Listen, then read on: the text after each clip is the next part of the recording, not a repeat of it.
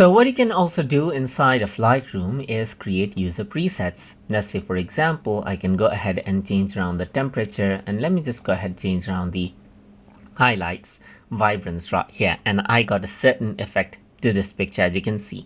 So let's say what I want to do is I want to go ahead and save a preset for this. So in that case, you can simply go around onto the left hand side. So mind that I'm in the development mode right here. So in the develop module, if I were to go around onto presets over here, there's a sample preset.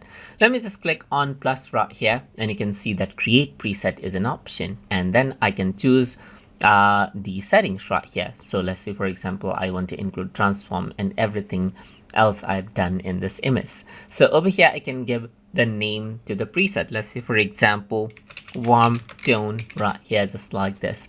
And then I'm going to go ahead and click on create. So once you do that, the user preset will be created. So around over here, it will be saved now. You can see the warm tone preset is here. So now what you can do is you can go around onto this particular image. Let's say, for example, click on warm tone, and that will simply be applied. So similarly, you can see that the preset that we have created comes under user preset, and as you click on it, it can be easily applied right here, just like this, as you can see.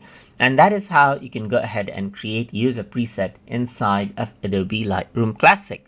So I hope you guys learned something as always. And as always, please like, comment, share, and subscribe.